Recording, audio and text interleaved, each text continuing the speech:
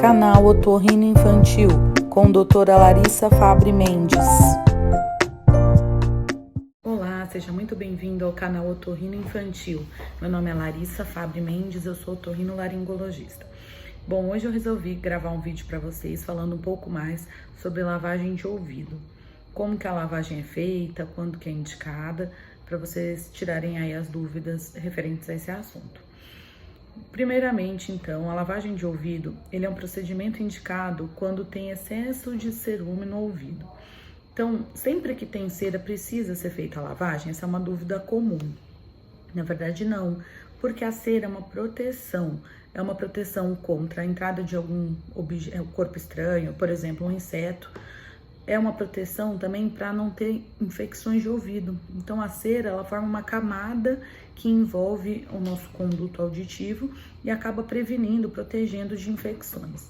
Então, a gente não deve, corriqueiramente, né, sem critério, lavar todos os ouvidos, sair lavando ouvidos por aí. A gente realmente lava quando? Então, tem algumas indicações.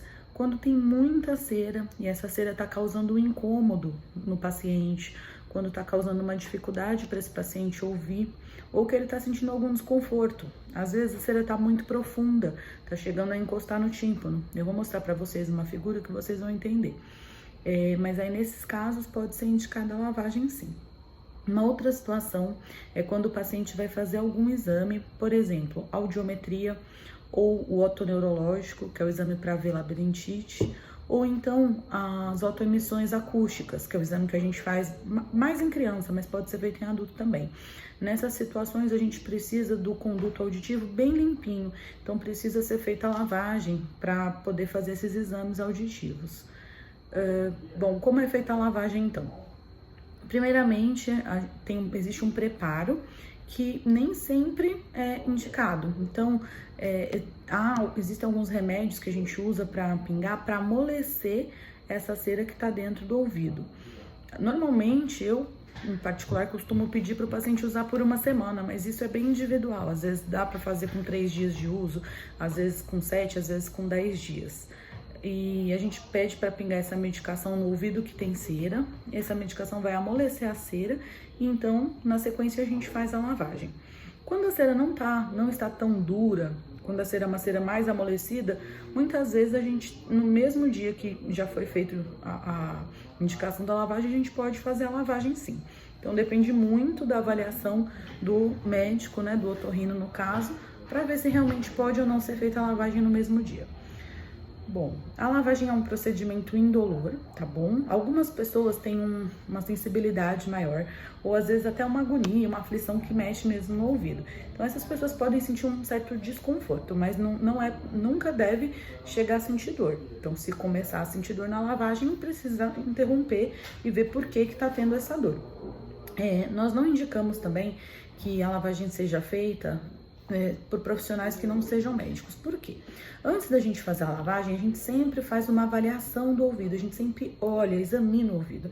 Porque esse ouvido, por exemplo, se ele tiver uma perfuração de tímpano, já não é uma indicação tão segura de ser feita a lavagem, né? Tem casos até que a gente tem que lavar mesmo com o tímpano perfurado, mas não é o ideal. Então, o médico precisa olhar esse ouvido antes. Se o ouvido tiver com alguma infecção, mesma coisa. Na maioria dos casos, não é ideal que seja feita a lavagem no mesmo momento. A gente costuma esperar resolver a infecção para depois lavar. Porém, isso tem que ser avaliado caso a caso, tá bom? Eu vou mostrar para vocês, então, agora, o que a gente usa para fazer a lavagem, alguns objetos, e vou explicar com algumas figuras como que a lavagem é feita, tá? Então, esses são os materiais que a gente usa para lavagem, tá? Aqui vocês estão vendo uma seringa de 20 ml. Essa seringa, como vocês podem reparar, ela não tem nada que fure. A ponta é um plástico. Quando a gente coloca a água aqui dentro, essa parte a gente introduz no ouvido e aí a gente joga a água dentro do conduto, tá? Essa daqui é uma cubinha, não precisa obrigatoriamente ser uma cuba, pode ser até uma jarrinha, às vezes plástica, que a gente usa, e dentro a gente coloca água morna, tá bom?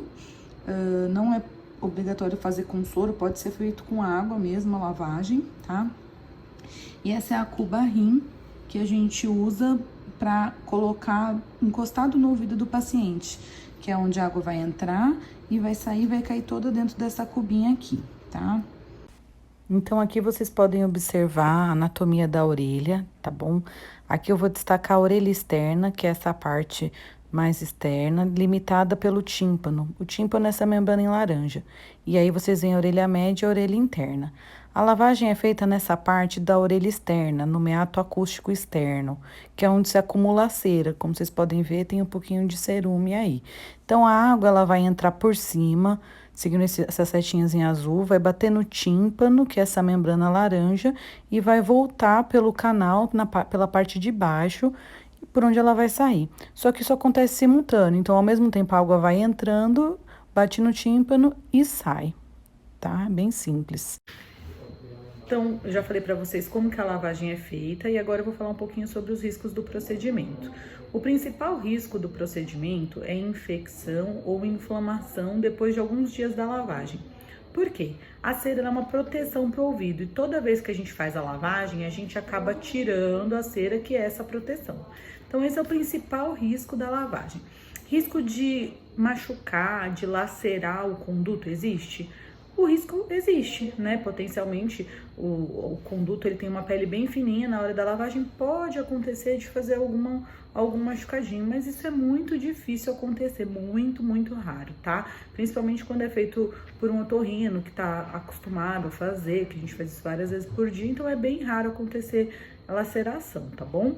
Infecção também é raro, que nem eu falei, inflamação é raro, mas não é impossível, pode acontecer. Se acontecer a infecção, você vai sentir o quê? Então, depois de alguns dias da lavagem, você vai sentir um pouquinho de dor ou o ouvido vai vazar. E se isso acontecer, tem que procurar novamente o médico que fez a lavagem para ele poder tratar essa infecção, tá bom? Mas é difícil acontecer. E, por último, perfuração de tímpano. Perfuração é muito difícil acontecer. Às vezes que eu vi acontecer, sinceramente, foi quando foi feito por profissionais não médicos. Então, às vezes foi na farmácia, acabou lavando sem olhar antes de lavar, ou quando a pessoa tentou lavar em casa, e aí em casa fez a lavagem e acabou perfurando. Isso eu já vi acontecer.